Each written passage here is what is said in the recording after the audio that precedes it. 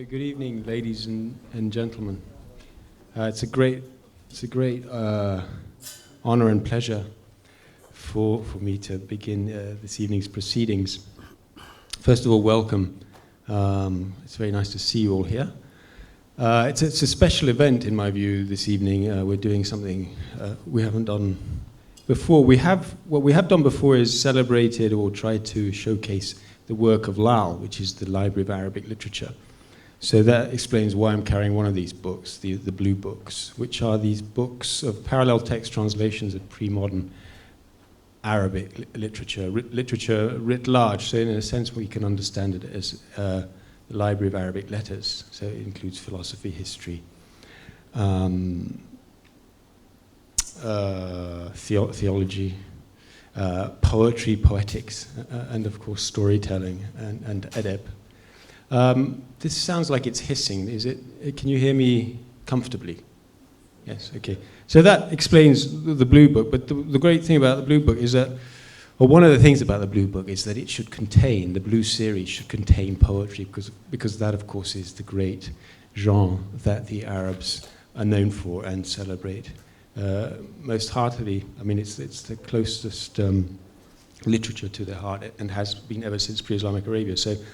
It's been on our minds that we embark upon the project of translating Arabic poetry, and hence I will.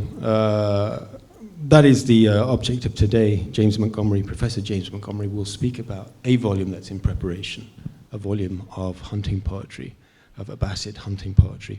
And so let me now put the blue book down. I feel like Max Miller, if anybody saw Max Miller, he always talked about a red book and a blue book. But so the red book is James Montgomery. He will produce a blue book, but so far he is this, Mr. Jarhes. I'm going to introduce James Montgomery, but I would like to first introduce, we're really honored to have four people on the stage sitting next to him. Mohammed al-Hashmi, a very well-known local Sha'ar Sha'bi. Michael Cooperson, one of the editors of the Library of Arabic Literature. Abdullah al-Hussein, who is a former Sheikh Mohammed scholar in NYUAD Abu Dhabi, and Shakhbout al-Ka'bi, who will be reading poems. And James is going to do a sort of relay with them. So now to James Montgomery, who's one of my oldest and closest friends and certainly closest colleagues. You know, sometimes you remember the first time you ever set eyes on a person, even if that were 40, 50 years ago. And I remember when I was a finalist, I was just preparing for my finals. In the fall of 1984, I came back from Cairo and was sitting in the Oriental Reading Room in Oxford. And I looked up, because I wasn't doing my work properly, I wasn't concentrating, and saw this young man, who looked very much like this man, take a whole shelf full of books off the reference shelf and put them in front of his desk. And I wonder what on earth he was doing. I later discovered that he was translating and commenting on a pre-Islamic poem, and it was in fact it ended up being part of his PhD dissertation. Well, that just is really a mark of the seriousness of this guy. And perhaps he influenced me. I thought, well, if he can do that, well, maybe I can do it. And I'm not sure I ever pulled a whole shelf full of books off the shelf. I'm not as serious a scholar as he is. James Montgomery is the Sir Thomas Adams Professor of Arabic at Cambridge, and that really speaks loudly. It is the oldest chair, of course, in the British Isles. James did his PhD then in pre-Islamic poetry, but he was so skilled that he was pulled up to Glasgow to teach before he finished his PhD. Finished it there whilst he was teaching full-time. Then got married, had 3 kids. His wife's over there, and she can tell me if I'm wrong about anything. Then he went and taught in Oslo. He got a lectureship there, learnt Norwegian, played rugby for Denmark. For Norway. For Norway? Rugby for Norway, yes. Against Denmark? Against Denmark, okay. Yes. And lost? Yes. By Whatever. a massive margin. Yeah. He produced, in the meantime, he's been producing enormous amounts of work. I mean, he's one of the foremost scholars about pre-Islamic poetry. His book, The Vagaries of the Qasidas, is probably the most important work about pre-Islamic poetry because it tells one about the very complicated textual history of the pre-Islamic corpus. And he, well, I won't say it. It's just an extremely important work, which is a prize-winning work indeed. Actually, he won the Anglo-Kuwaiti Friendship Prize for that. Since then, his work he's diversified. He's still extremely interested in poetry, as you'll see today. But most recently, he really is one of the foremost intellectual historians of the early Islamic period, and he's been working for about 10 years on the great Al-Jahiz, Abu Uthman Amr ibn Bahr al-Jahiz, and he's just produced this book, which is volume 1 of a series, Al-Jahiz in Praise of Books, which is really about the Kitab al-Hayawan. People tend to associate Jahiz with the Bukhala and the light-hearted aspect of his work, but there's an extraordinarily wide and deep intellectual background to Jahiz, which he was both a product of and also an agent in forming. And so this is really one of the most important books to appear in the field of classical Arabic in the last few decades. So I could say more about James, but I'll stop there. I'm really delighted that he's going to talk about Falcons, Sheikh Zayed bin Sultan Al Nahyan, Falcons, and Abbasid hunting poetry, and explain how we got to this point. Thank you. Hello everyone. Philip, thank you very much.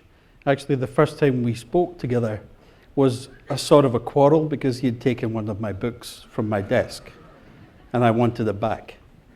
So I should probably begin by explaining a little bit what the nature of this evening is going to be.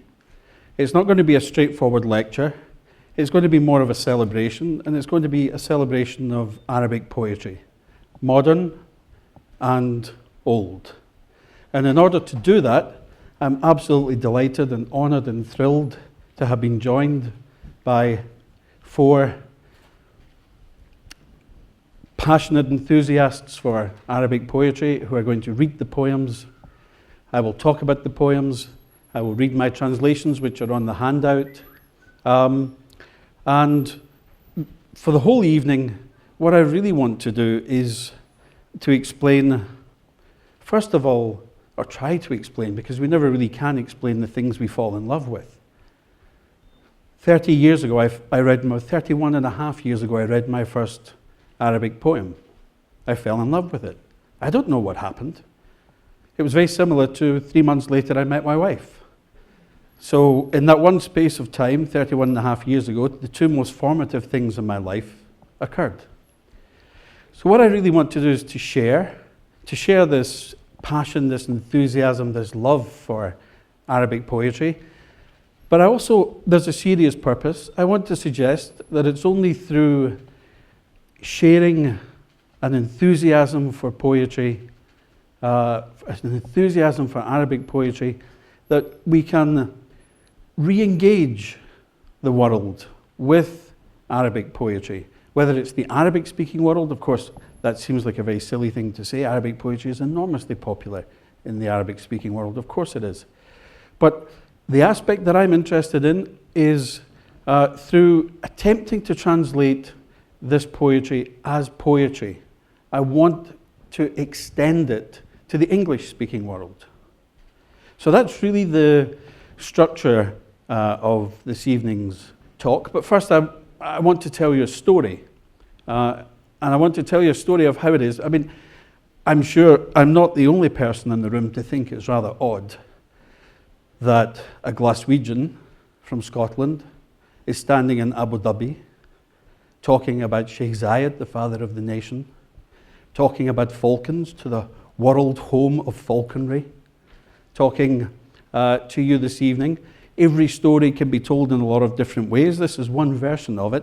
So I just wanted to sort of put a little bit of context into the event before we get to the poetry.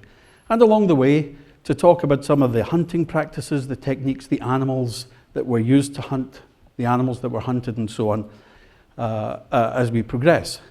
Now, of course, the real reason that I'm here this evening is because of the Library of Arabic Literature, which Professor Kennedy introduced as part of his prefatory remarks.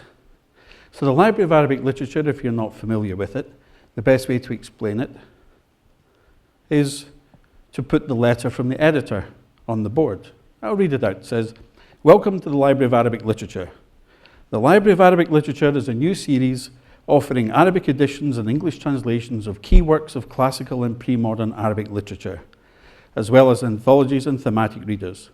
Books in the series are edited and translated by distinguished scholars of Arabic and Islamic studies and are published in parallel text format with an Arabic and an English on facing pages. The Library of Arabic Literature includes texts from the pre-Islamic era to the cusp of the modern period and will encompass a wide range of genres, including poetry, poetics, fiction, religion, philosophy, law, science, history, and historiography." So we haven't really given ourselves a big challenge there in order to cover all of those subjects.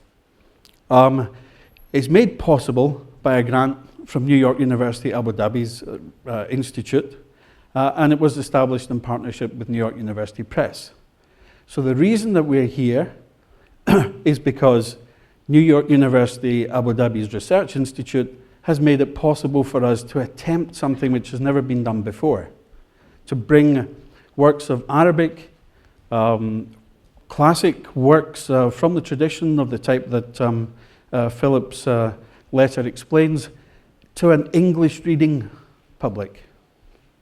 And we are just started the 4th year of the project, and to date we have 7 books. We've got 2 more appearing soon, and by February or March we'll have 12. So 12 books in 4 years. We've been working hard, and we're very, very proud and excited and enthusiastic about this project. So that is, as it were, the framing story. But there's a specific story, and the specific story starts here, the Abu Dhabi Falcon Hospital. One of the things that we like to do as part of the project when we come to Abu Dhabi every December is to visit local areas of interest, landmarks. We want to engage more with Emirati culture. We want to engage with society. And we thought, well, the best place to start would be the Abu Dhabi Falcon Hospital. And we went on that astonishing tour that they give you in the hospital. So you get to see the Falcons being repaired, maintained, cleaned. This one was having a manicure and a pedicure, and he was having his teeth brushed, and a magnificent creature. But the highlight for me was the end of the tour, and I thought this was the highlight, but the highlight at the time seemed to be the next stage. And so here are members of the Library of Arabic Literature trying to be falconers. This is Professor Stewart with this astonishing hare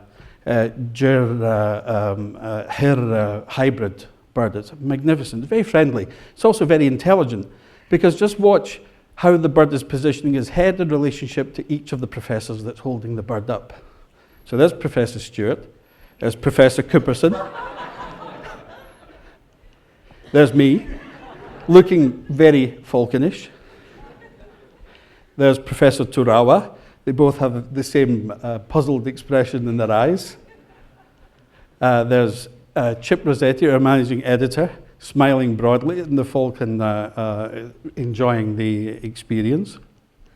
And there's Professor Kennedy, trying to be friendly to the falcon and having his advances rebutted. But nothing daunted, Professor Kennedy, our Rais, our great leader, decided on a trip to Kyrgyzstan to have a go at eagles. Falcons just weren't good enough. The Rais, he wanted to have eagles. And so here we have this massive, magnificent eagle, and there's the full size and extent of both Professor Kennedy's biceps and the eagle.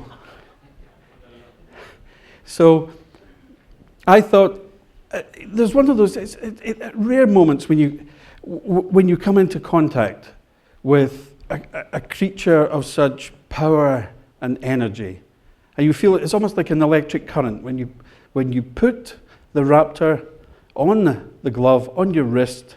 It's a very, very interesting moment. And I thought, as we were going around the tour, that was possibly the highlight of the evening, of the morning's visit. But then we went to the museum, and there's a little museum, it's a very charming museum at the end of the tour. And that's where I met the real highlight of the evening. It was something I didn't know anything about. I work on dusty old books. I very rarely come out of the library. I used to come out to play rugby, but I'm too old to play rugby now, so I stay in the library most of the time. My wife says I don't have much connection with the modern world, which is probably true. But something happened on that trip. And it was when I encountered the poem that is the centerpiece of this evening's talk by Sheikh Zayed. Now here's this fantastic photograph taken by Wilfred Thesiger as part of that series of black and white photographs he took on his travels. And here is the poem, as it is part of a painting on the wall in the museum. So what I want to do now is to invite my friend Muhammad al-Hashimi to come and read the poem. I will read my translation, and then we'll talk about this poem to get started. So I'm going to invite Muhammad to come up. يا طير وظبتك بتدريب، يا طير وظبتك بتدريب، أبغي أصاوع بك هدادي، لي طارنا الربد المهاريب اللي ذايرات من العوادي.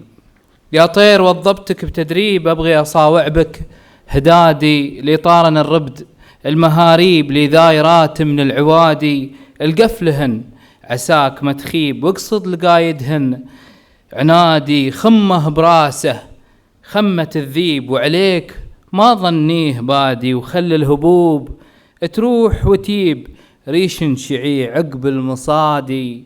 واللي سبق طيره بلا طيب، بيتم في حزنه ينادي. عند اخويانا ولا صاحيب، كلن بخبره باي سادي. وان ما ضوى ودوا له الجيب، تزهاب والطبخه عنادي. شكرا. Fine. Thank you.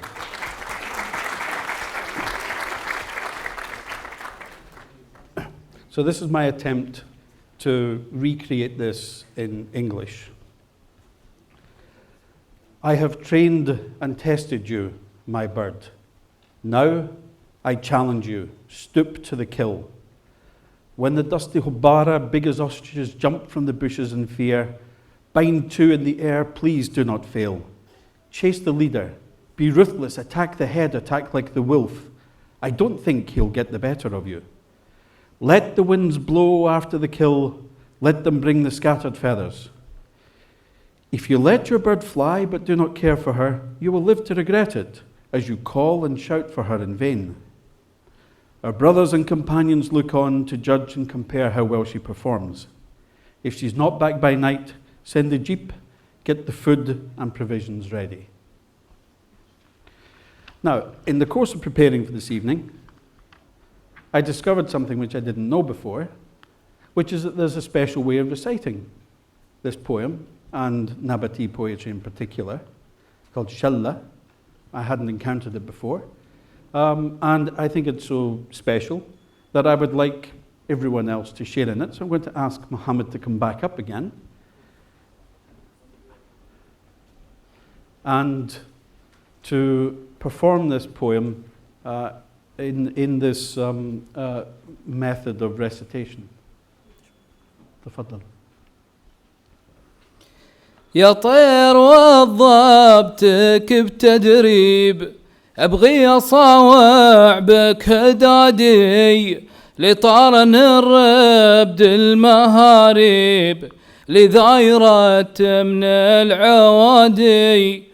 يا طير وضبتك بتدريب، أبغي أصاوع بك دادي، لطارن الربد المهاريب، لذايرة من العوادي. القفلهن عاساك ما تخيب، واقصد لقايدهن عنادي، خمه براسه خمة الذيب، وعليك ما ظنيه بادي، وخلي الهبوبة تروح وتيب، ريش شعي عقب المصادي، واللي سبق طيره بلا طيب، بيتم في حزنه يسادي، واللي سبق طيره بلا طيب، بيتم في حزنه ينادي. عند اخويانا ولا صاحب، كل بخبره بايسادي، وان ما ضوى ودوا له الجيب، تزهاب والطبخة عنادي. يا طير وضبتك بتدريب، أبغي أصاوع بك هدادي.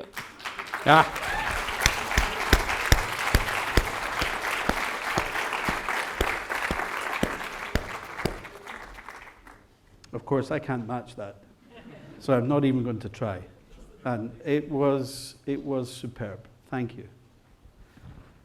Now, as I thought about this poem, and as I was reading it and thinking about it and trying to understand it, I got very interested in what it might be saying. So first of all, I think the poem breathes the egalitarian air of the desert. Everyone isn't equal. But what I really love about the poem is it's very dramatic. It has an enormous sense of drama. So Sheikh Zayed begins by describing a very, very tense moment. It's the first flight of a newly trained falcon. There are anxieties. Will the bird perform well? Will she prove to be a skilled hunter? Will she make a kill? Will she survive the first hunt uninjured? Or will she take to the wing and fly away and not return? But crucially, will the falcon's performance reflect to the credit of the trainer and hunter? Of course, we learn that the Sheikh's companions and the hunting party are on hand. They're watching. They're ready to assess the performance. They want to know not only how well the bird flies, but how well she has been trained. And there's an additional pressure, the pressure on the hunter, which is the generosity, the largesse at the end of the hunt, where you share what you have caught. So all that is contained in the poem. But the real drama is we do not know the outcome. We're not told whether it was successful or not. But then I started to think, is this poem only about falcons? I wondered.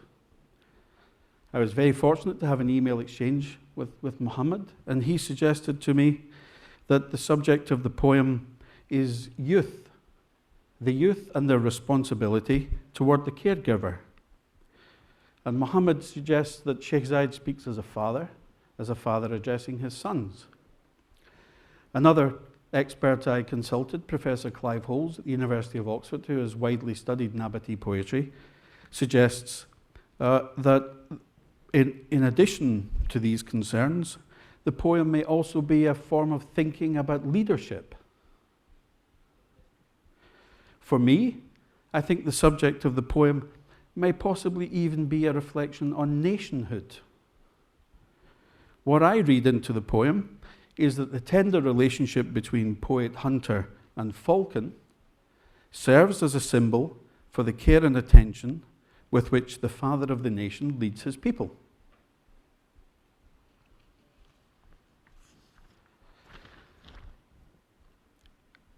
as I thought about the poem and as I read it again and again and again, it suddenly occurred to me that I had encountered a number of its features before. In fact, many, many years ago, when I was reading my way through the corpus of Abbasid poetry, I spent a lot of time reading the poems that deal with hunting, the so-called tardiyat.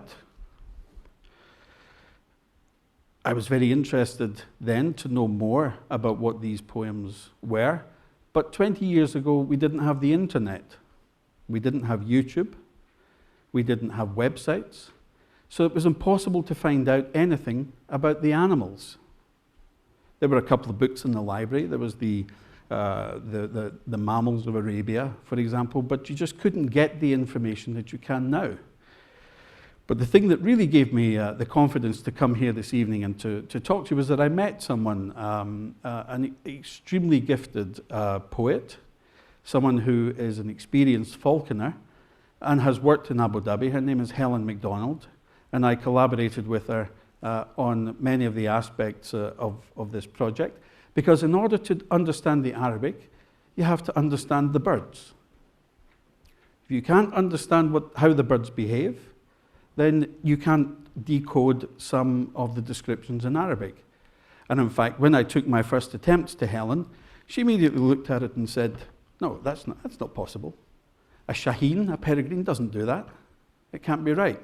So I had to go back to the dictionaries, to the other books, and then find out what it could possibly mean, because the behavior of the bird will have stayed effectively the same. So I thought what I'd do now is explain the consequences of my encounter with this astonishing poem. Sometimes when you meet a work of art, and I think this is truly a work of art. I spent many months thinking and reading this poem by Sheikh Zayed. A work of art you develop a relationship with it. A work of art often opens up and embraces you and allows you to come in. And I wanted to understand not only the poem, but to see if I could develop the same relationship with the Abbasi poetry that seemed to be happening with this poem, because now I had access to the information that would allow me to do it. So I collected something like 200 poems from the 3rd and 4th centuries Hijri. That's the 8th and 9th centuries roughly in the Common Era. And I'm going to tell you about some of the contents of the poetry. There are some which are a little bit unusual. There's one on polo. There's one in a ball game called tab. I don't really understand it because I don't know the rules of the game. There's one on a spider. There's one on a gold coin, which seems to have been called, the gold coin seemed to have been called locally as a sucker. But basically, these poems fall into the following categories. I'm going to start with falcons.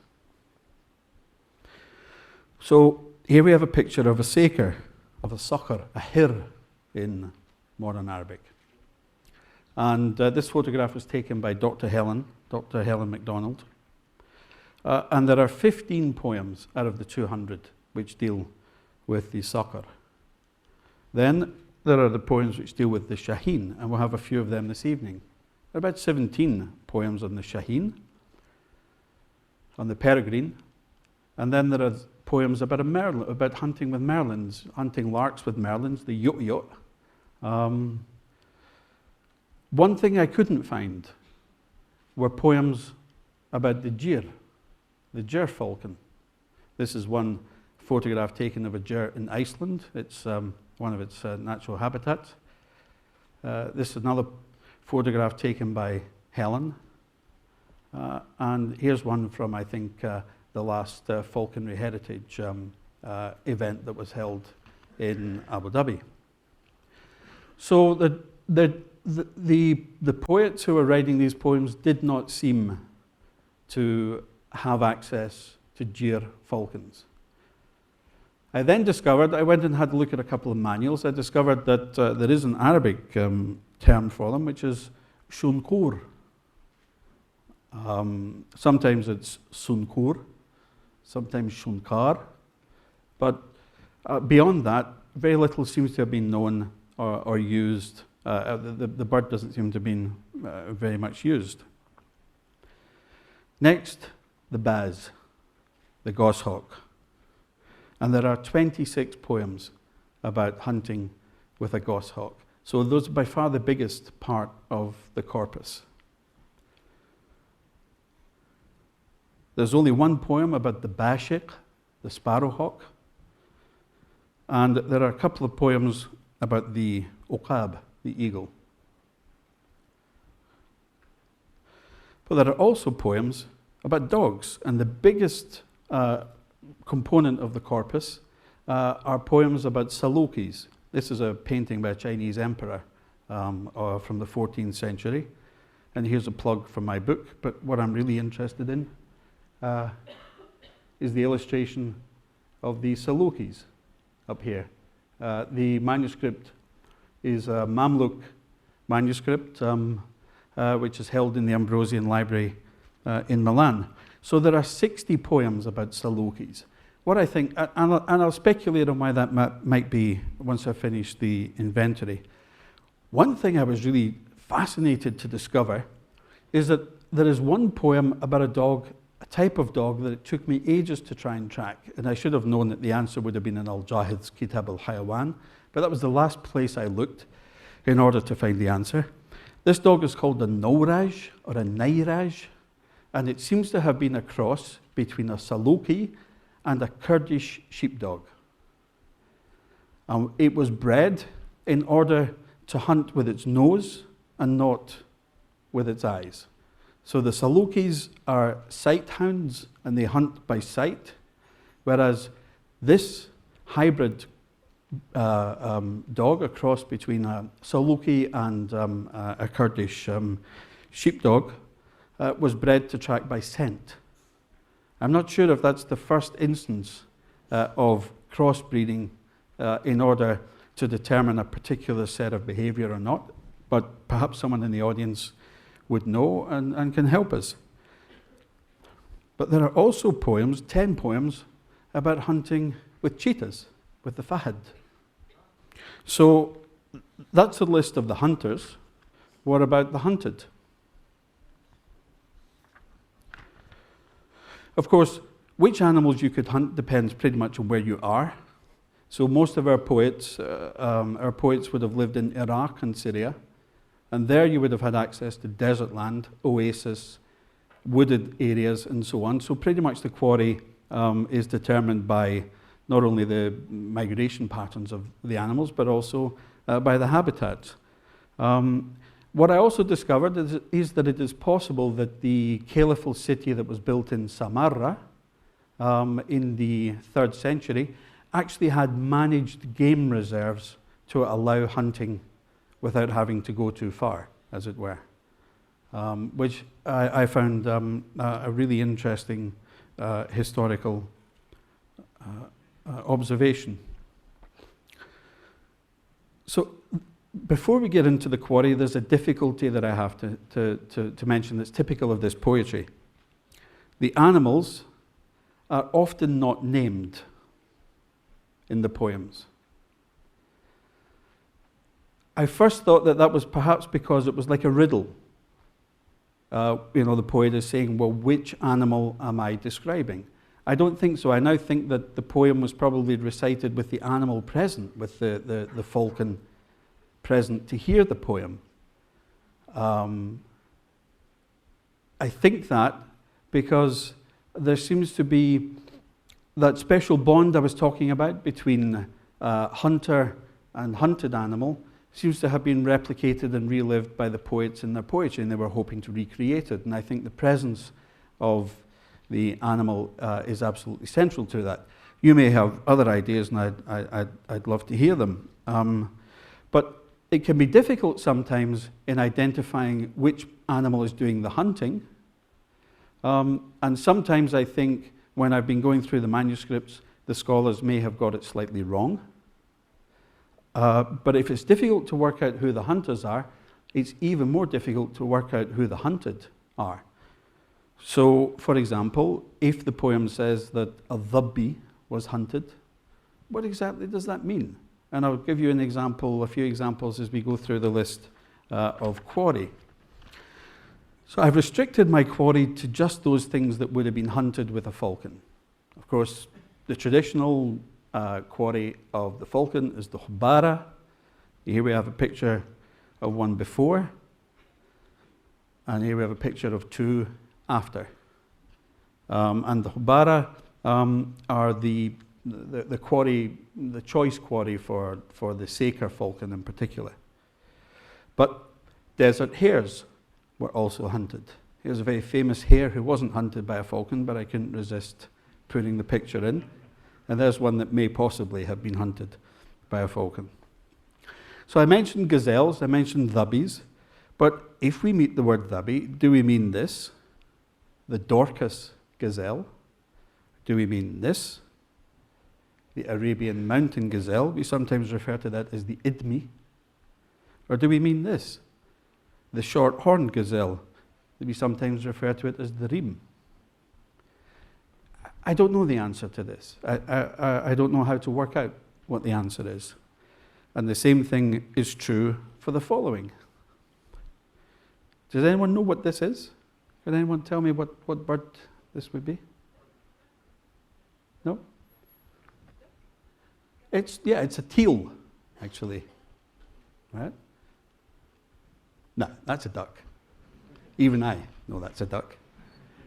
So that's a wild duck. It's a mallard in English. In Arabic, I think it's referred to in the poems as tayr al-ma'. You don't get it as batta, sadly, because my life would be much easier if you did. But tayr al-ma' seems to be the mallard. Then there's this odd-looking fellow, and we will meet him this evening. This is a northern bald ibis. They're now endangered, almost extinct, but at the time that the poets were hunting, they were plentiful. Here we have some partridge. This is actually a CC partridge, and I'm showing the slides in this order because the most obvious answer to one of the poems was the one, as usual, I came upon last.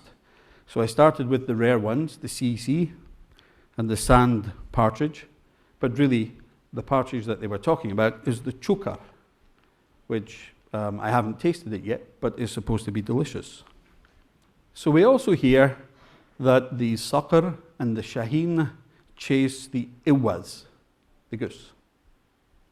But what exactly is a goose?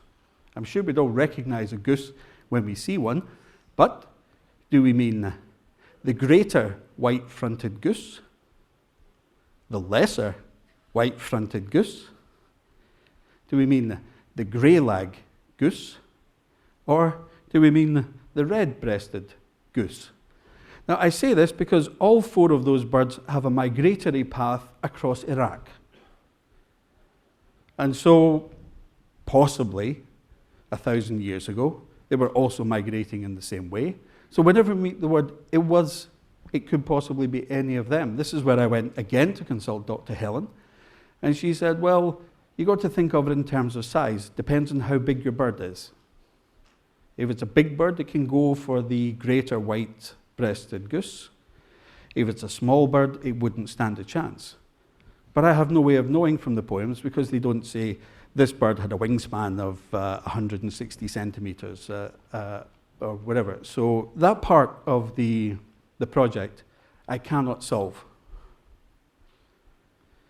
So it's time to get to the poems, but before we do, who was doing this hunting that we're talking about? So just briefly a word about the humans. I think the humans who were doing the hunting depends on the type of animals that were being used.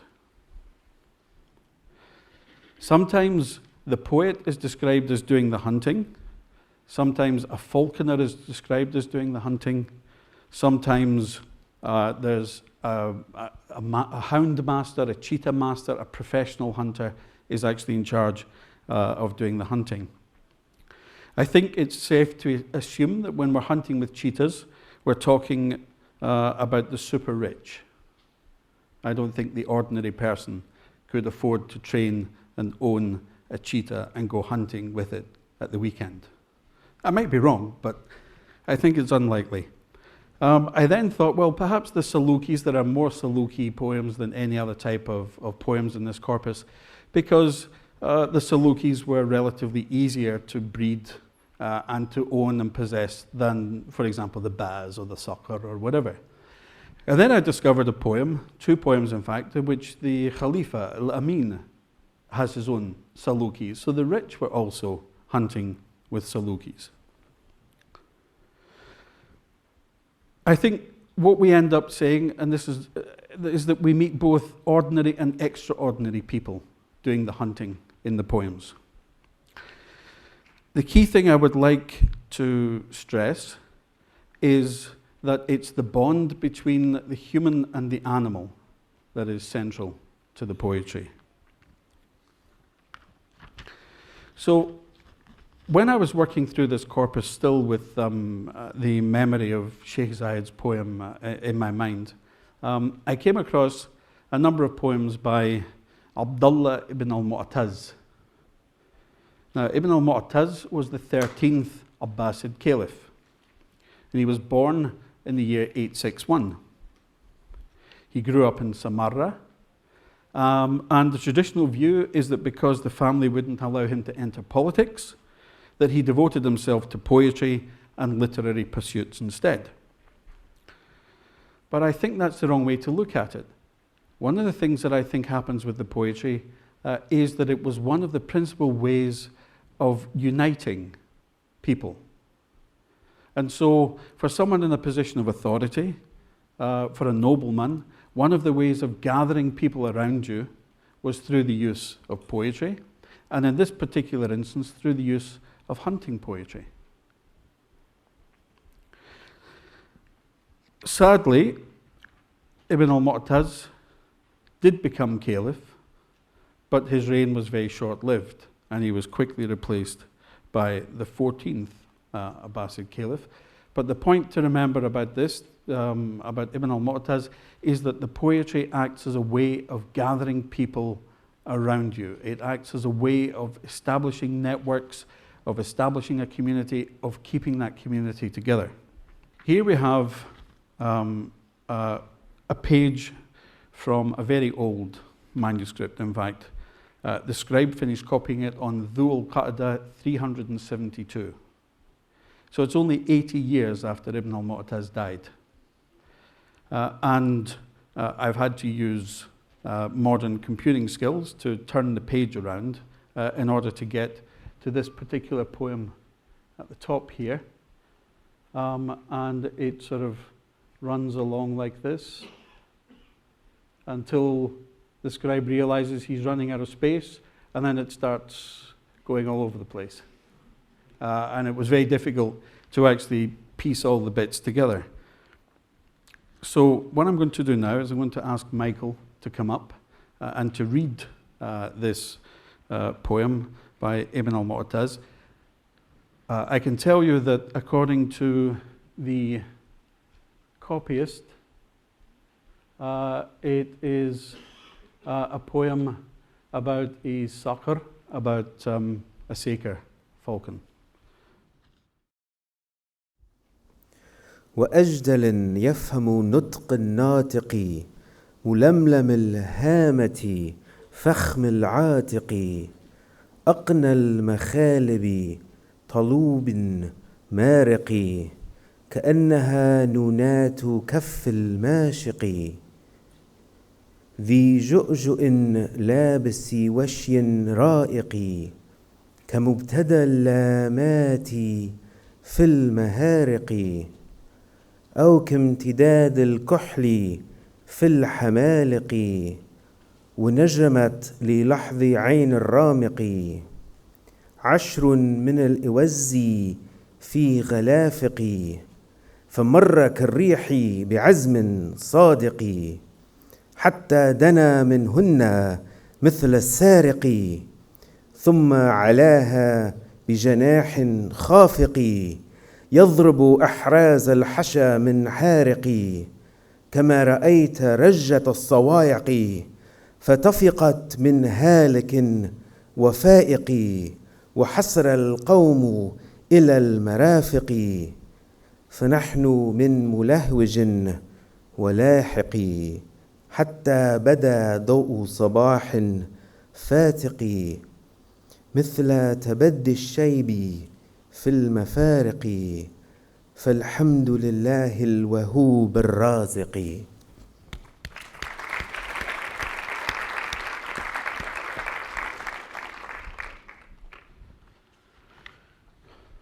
And so, in English translation, that becomes a taut sucker, adept at human speech, stony crown, bulky wrist, a brilliant hunter with curved talons, round C's drawn by a calligrapher's hand.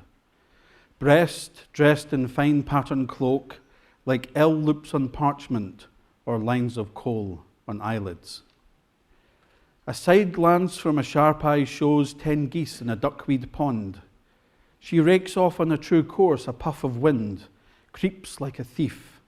A wing flick, she's on them, rips out the guts of a nimble bird, a thunderbolt display. Some perish, others flee. The troop roll up their sleeves, some too quick with their food, some get it just right. Then dawn slashes the gloom, a shock of white hair on a dark head.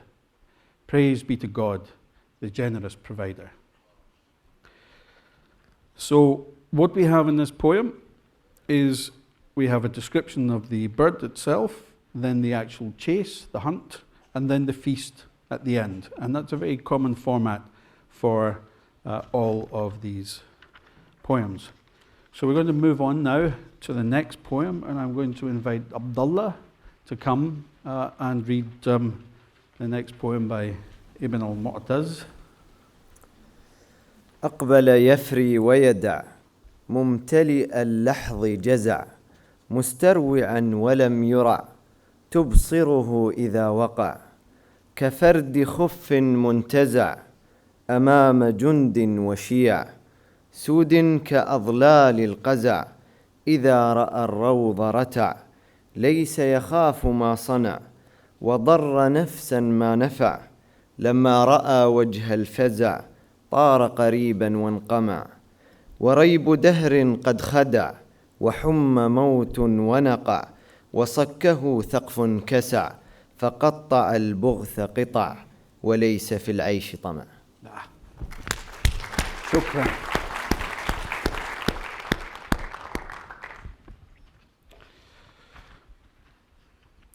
It approached, hesitant, anxious eyes on the lookout, just precaution. On the ground, it looked like an odd boot pulled off the leg in front of an army, black as rain cloud shadows. It pampered itself in the meadow, not a care in the world, but what can be good can also be bad. Shock. It glimpsed fear's face, flew for a bit, then came defeat, beguiled by time's wiles, slaughtered, no escape from death. An expert hunter thwacked, bound on behind, tore it to pieces. The Abbasids gave up on life. So what's interesting about this poem is that we see the everything from the perspective of the quarry. Sorry, I should have put that up earlier. That's the manuscript with this poem on it. So we see the quarry from the perspective, the poem from the perspective of the quarry. And what's very interesting is that the quarry is almost like humans faced by unforeseen and sudden catastrophe. The hunting bird comes completely out of nowhere and inflicts death on them. And I think this relationship between God, man, and death is something that is also very central to the poem and to the poetry in general. Now, there is no way of knowing that this is actually a poem about a shaheen. It's about a peregrine. The poem doesn't tell you. But we'll move on, and I'm going to ask Shahbout to come up and read poem 4 for us. لما رآها وعلونا نشزا هز جناحيه إليها هزا كما هززت النيزك المرتزا يحز أعناق الرياح حزا وسامها قبضا ونقرا وخزا يطلب في رؤوسهن كنزا.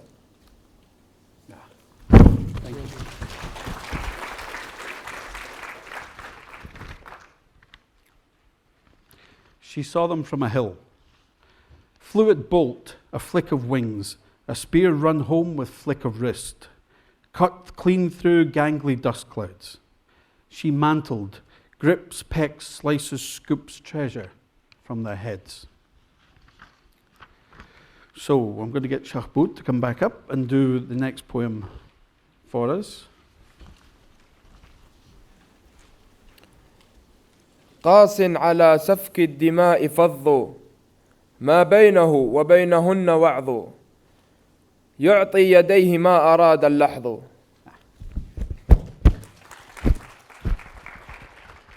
So these poems can be long and they can be short. And with short ones like this, it was time to try to do haiku. Brutal, hard bloodshed, no warning given. Eyes see, talons take. So we've almost come to the end of the presentation. But before we do it, I just wanted to say a few last words about this dream that I have. And it's a dream that one day, and I very much hope sooner rather than later, that I could go into a bookshop in the English-speaking world and I could pick down from the shelves a book of animal poetry that would at last have Arabic poems about animals in the book. I've looked at many over the last 6 months of these books. I can't find any Arabic poems in them. I can find Chinese poems. I can find all sorts of other poems, but I cannot find Arabic poems. And so it's my dream that one day this poetry will somehow open up to the world. Not just to the Arabic-speaking world, but to the English-speaking world also. And I think one of the keys, one of the ways of trying to achieve this is through trying to translate it as poetry. I'm not a poet, but I tried to translate it as poetry. It's through sharing a love of it with friends, some of them that I've just met a few hours ago, and weren't their readings absolutely fantastic. But I thought what I would do is finish this evening with a favourite poem of mine, and I'm going to ask Tahira Qutbuddin to read it out for us. ويح ابن غدران المسيل والبرك جاور حينا ماء بحر ذي حبك لم يفتقد حانية من السمك تلمع في منقاره حيث سلك كخنجر في كف عيار فتك من ذي اختطاف كفه ملأ حسك غدا إلى الدماء عطشان الحنك حتى إذا أبصره لم يمتسك يتركه عمدا وللأخذ ترك ثم علا ثم تكفى وانسفك كحجر الطود إذا سك هتك.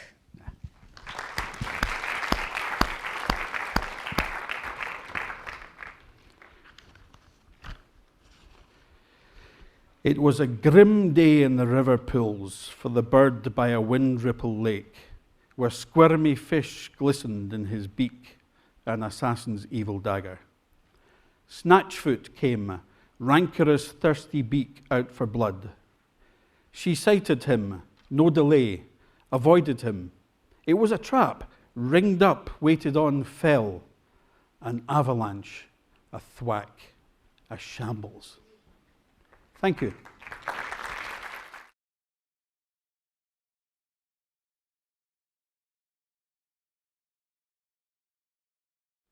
المعروف عن علم الصيد بعلم البيزرة.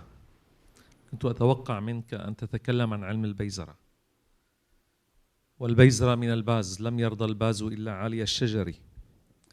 وهناك طائر عراقي التم العراقي ذا سوان أيضا لم تتكلم عنه، وهو مشهور جدا، وهناك قصائد كثيرة عنه. الصقر القائد، كيف تميز الصقر الذي يسبق بقية الصقور؟ يكون لديه 13 ريشة، ولكن الصقر العادي يكون لديه 12 على كل جانب. بما أنك تكلمت عن الميزات. Thank you. So, if I understood it correctly, why didn't I talk about the hawks? Well, I'd be happy to sit here for the next 2 hours and go through all of the 200 poems if I could. The hawk poems are in fact, they're more numerous. They're slightly different from the Falcon poems.